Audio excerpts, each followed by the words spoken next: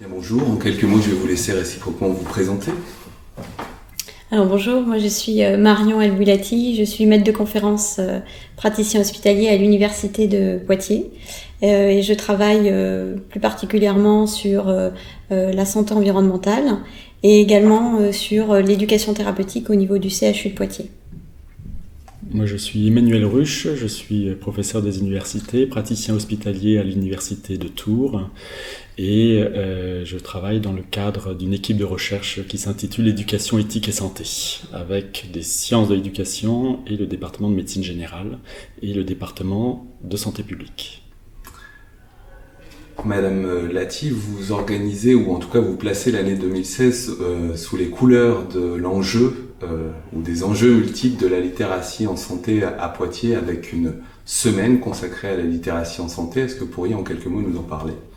Oui, tout à fait. Dans le cadre de mes activités universitaires d'enseignante, et notamment en tant que co-responsable avec l'équipe d'Emmanuel Ruche du diplôme universitaire, interuniversitaire d'éducation pour la santé et éducation thérapeutique, nous avons été contactés par une chercheure canadienne, le professeur Nathalie Boivin, qui est chercheure en sciences infirmières, de manière à organiser un échange interuniversitaire entre l'université de Moncton et l'université de Poitiers. Et Nathalie travaille particulièrement sur cette question de la littératie en santé qui nous semblait être une bonne opportunité pour nous de nous acculturer à cette question qui est déjà traitée en France, mais pour laquelle nous, en tout cas dans notre région, nous n'avions pas organisé ou débattu sur cette question. Alors cette semaine aura lieu en mars 2016 et va s'articuler autour de différentes manifestations sous forme de conférences, de débats, d'échanges avec des étudiants, mais aussi des professionnels de santé et de l'éducation.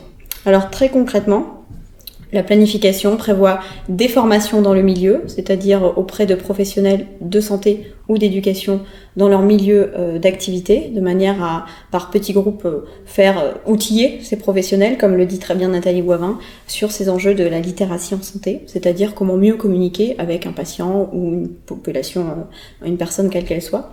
Donc ça c'est plutôt au début de semaine. Et puis le mardi, nous aurons une réflexion autour de la littératie avec les membres de la Société régionale de santé publique Poitou-Charentes, en lien également avec la Société française de santé publique.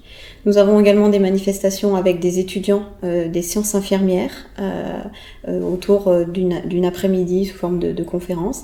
Et nous avons aussi organisé, dans le cadre de ce diplôme universitaire d'éducation thérapeutique, éducation pour la santé, un colloque qui aura lieu le mercredi 16 mars à la faculté de médecine et pharmacie de Poitiers, autour de la littératie en santé, avec Nathalie bien sûr, mais également les acteurs nationaux qui réfléchissent à cette thématique, et également nos étudiants, puisque nous organisons chaque année un colloque avec nos étudiants, de manière à ce que ça s'intègre complètement dans les enjeux pédagogiques de notre diplôme. Ensuite, l'IRAPS, l'instance régionale d'éducation et de promotion de la santé Poitou-Charentes, organisera également un colloque plus autour des enjeux de promotion de la santé et d'éducation en santé. Et enfin, nous terminerons la semaine par une formation, je l'espère, dans le milieu auprès des professionnels de santé du CHU de Poitiers. Voilà. Merci à vous pour ce descriptif du riche contenu de cette semaine à venir autour de la littératie. En écho à la présentation de cette semaine, Emmanuel Ruche, un documentaire est en cours à la rencontre des différents protagonistes de la littératie en santé, experts universitaires, patients formateurs, pour essayer de cerner cette approche multidisciplinaire de la littératie en santé. Votre équipe est donc partenaire de cette dynamique et des 4 webinaires qui viendront conclure cette démarche de recherche média à la rencontre de ces acteurs. Pourquoi une telle dynamique interdisciplinaire pour questionner la littératie en santé ? Alors, je pense qu'on est tous motivés par un enjeu qui est améliorer l'état de santé et le bien-être de nos concitoyens, ou en tout cas des populations avec lesquelles on travaille. Et de ce fait, la notion de littératie en santé qui renvoie quelque part une notion un peu de socle de compétences de chacun d'entre nous, de chaque citoyen vis-à-vis de la santé, constitue du coup un enjeu important. Alors cet enjeu important, après, il peut certainement se décliner de façon disciplinaire au sens universitaire de différentes façons. On peut avoir une approche certainement un petit peu comportementaliste et voire didacticienne autour de la mise en œuvre de cette littératie en santé. Du coup, ça va nous renvoyer vers des mouvements qui sont peut-être plutôt portés par soit des sciences de l'éducation au sens didactique, je l'ai dit, mais peut-être aussi du côté des psychologues qui s'intéressent notamment vers les jeunes. Ça, c'est une façon certainement d'appréhender la littératie en santé, et qui est assez individualisée en fait, qui voit un individu après l'autre. Il peut y avoir des approches qui sont certainement plus collectives du côté de la santé publique, mais comme du côté de la sociologie ou de l'anthropologie autour de la littératie en santé. Donc, je pense que sans entrer dans le détail, les différentes disciplines ont quelque chose de complémentaire et peuvent apporter quelque chose de complémentaire à finalement un objet commun qui est de s'interroger sur comment faciliter l'autonomisation, ce que les anglo-saxons appellent l'empowerment du citoyen vis-à-vis de sa santé. Permettez-moi de revenir très brièvement sur les 4 angles de cette ligne éditoriale de réflexion, au premier rang desquels la relation patient-soignant et cet enjeu de développer la littératie en santé dans ses formes multiples, dans la relation patient-soignant. Vous qui êtes une actrice de l'éducation thérapeutique en France, quel enjeu, en quelques mots, de travailler ou en tout cas de penser plus de littératie en santé dans cette relation peut-être binaire, mais aussi peut-être triangulaire avec les aidants en l'occurrence? Un enjeu majeur, puisque nous avons énormément progressé en France ces dernières années grâce à la reconnaissance de l'éducation thérapeutique du patient, ce qui fait que les équipes, notamment hospitalières, se sont mobilisées pour s'organiser, pour offrir une prestation d'éducation thérapeutique. Néanmoins, on constate que beaucoup de ces équipes projettent leur représentation du besoin du patient. Et donc, on est aujourd'hui, je pense, à un stade où on va devoir amorcer un peu plus cette révolution culturelle de la posture éducative et de repartir vraiment du besoin du patient pour construire son offre de santé.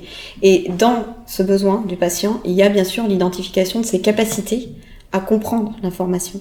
Et la littératie, en tout cas telle que Nathalie Boivin nous propose, de manière d'outiller les professionnels, déjà peut-être même de les sensibiliser, de les former et de les outiller à cette communication interpersonnelle qui n'est pas que seulement dépendante des compétences ou des connaissances du patient, mais bien de ses connaissances ou de ses capacités à s'approprier sa santé dans un contexte donné. Et cette manière d'outiller les professionnels me semble indispensable aujourd'hui en France pour pouvoir améliorer l'offre d'éducation thérapeutique des patients. Second enjeu, Emmanuel Ruch, bien évidemment, lorsqu'on questionne les professionnels de santé, du soin ou de l'accompagnement, la question de l'interculturalité, ou en tout cas des culturalités multiples en santé est un enjeu majeur, qu'il s'agit de langue ou encore de représentation même du soin ou de la santé. Pourquoi penser et réfléchir cet enjeu d'interculturalité en matière de littératie ? Alors je pense que en fait, j'aurais tendance à dire que on peut pas les penser différemment. C'est-à-dire que la littératie, comme le disait Marion à l'instant, met l'accent quelque part sur la relation qui peut exister entre un professionnel santé ou sociale, on pourrait le retrouver dans d'autres dimensions que la santé. Vous avez cité le terme d'accompagnement à l'instant, donc on est bien dans ce processus d'accompagnement. Et donc du coup, on a au travers de cette notion de littératie un accent qui est mis sur cette relation entre le professionnel et l'individu citoyen. Et ça, c'est vraiment un enjeu essentiel parce que qui dit relation dit deux partenaires, ou en tout cas deux acteurs de cette relation. Et ce qui implique que l'un et l'autre, que ce soit d'ailleurs le patient vis-à-vis du professionnel ou le professionnel vis-à-vis du patient, qu'il y ait une considération réciproque et une intelligence réciproque. Donc ça, c'est vraiment essentiel. Et du coup, l'interculturalité, alors l'interculturalité dans le domaine de la santé au sens anglo-saxon, c'est une interculturalité qui a été vue souvent historiquement sur des aspects de différences ethniques. Mais on peut aussi voir cette interculturalité dans d'autres sociétés qui sont construites un petit peu différemment que le modèle nord-américain, dans une interculturalité qui peut être aussi entre catégories socio-professionnelles. Et on sait bien que les professionnels de santé n'ont pas tout à fait le même profil socio-culturel que la population qu'elles soignent. Et donc cette attention à l'autre, aux représentations de la santé de l'autre, à la façon de s'exprimer de l'autre, doit permettre de faciliter ce que disait Marion qui est essentiel, c'est-à-dire le relationnel entre ces deux acteurs. Revenons sur le développement, en tout cas dans plusieurs pays du monde, sous des appellations multiples. On parle du patient expert, du patient formateur, du père aidant formateur. On voit bien qu'en fin de compte, il y a aujourd'hui un rôle des pairs ou des accompagnements des pairs dans les communautés qui est en train de se structurer avec une reconnaissance du pouvoir agir du patient, y compris dans les processus de formation ou d'apprentissage. Pourquoi questionner cette répartition des rôles d'apprenance ou d'apprentissage à travers le soignant d'une part, mais aussi ces nombreux pairs aidants ou patients experts par exemple?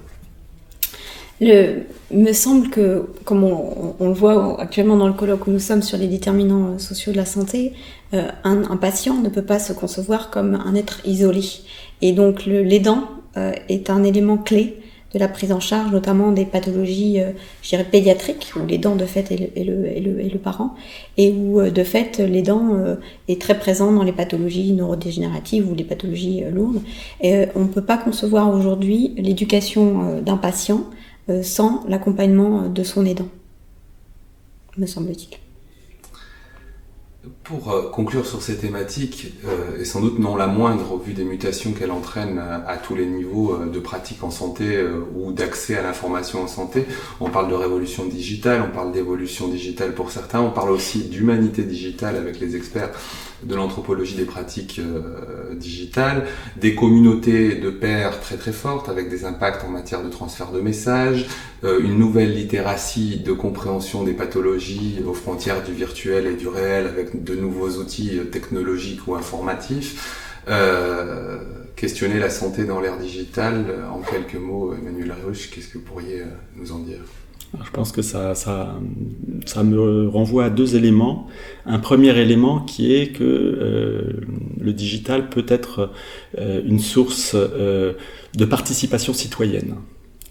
C'est des outils qui facilitent, parfois à l'extrême, et parfois de façon, je dirais, orientée, certainement. Mais ça, c'est un outil qui peut se concevoir comme un outil, si la population et si les citoyens prennent l'habitude de l'utiliser à bon escient. C'est plus l'usage que l'on fait de l'outil que l'outil lui-même que j'interroge là. En tout cas, ça me semble être un élément d'une démocratie en santé, peut-être. Alors, après, il y a un deuxième élément qui est l'utilisation de ces outils numériques ou digitaux dans le cadre de la prise en charge soignante ou de la prise en charge en termes de santé. Ce qui interroge à la fois les pratiques des professionnels de santé, on revient sur la relation en fait, la pratique des citoyens ou des patients, et peut-être aussi d'autres acteurs qui vont venir se greffer, qui sont ceux qui conçoivent ces outils digitaux et qui ont certainement des intérêts et des enjeux autour de la santé. Donc on va rajouter certainement, comme dans d'autres domaines, on pourrait citer l'industrie pharmaceutique vis-à-vis du médicament, etc. Mais on a là un acteur qui ne sera pas certainement neutre dans la façon d'envisager les choses. Donc il y a une véritable réflexion à avoir sur lequel je pense qu'en France on est plutôt dans les prémices.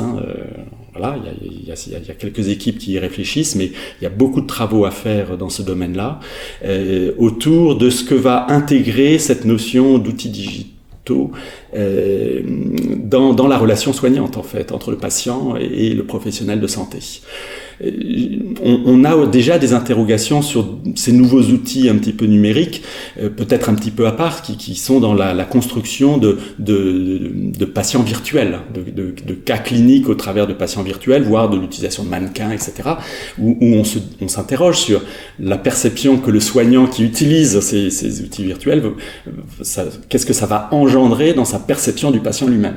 Donc, on est vraiment dans un champ et dans une révolution qui se profile, qu'il va falloir investiguer.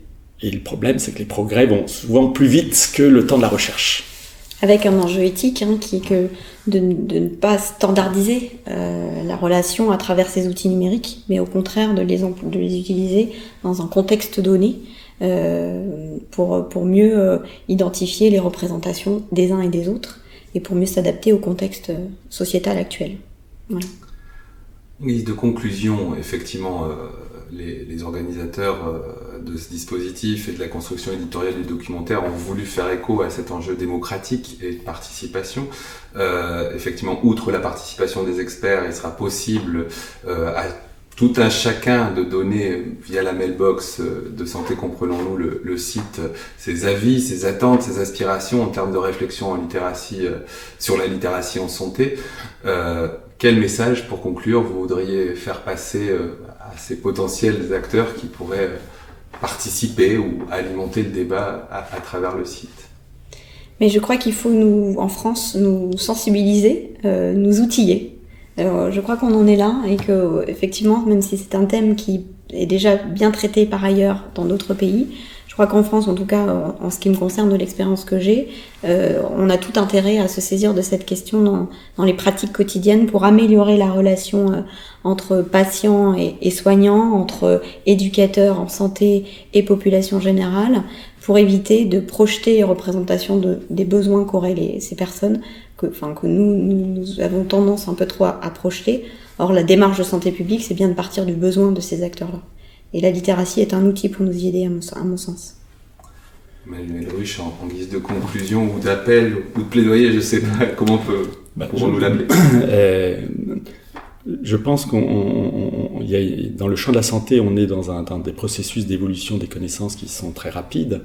On en a eu un exemple avec une intervention aujourd'hui dans le cadre de ce colloque autour de l'épigénétisme. Et on voit bien que l'utilisation à bon escient des moyens technologiques de demain dans le domaine de la santé nécessite pour le citoyen d'avoir une compréhension de ces modèles de développement d'une bonne santé comme d'un processus pathologique. Et donc la littératie en santé, qui pour moi permet d'apporter un socle de compétences aux citoyens, aux futurs patients ou aux patients actuels, est vraiment une condition sine qua non pour avoir une autonomisation et une utilisation démocratique, effectivement, des débats dans le champ de la santé de demain. Écoutez, merci à vous. Merci. Merci.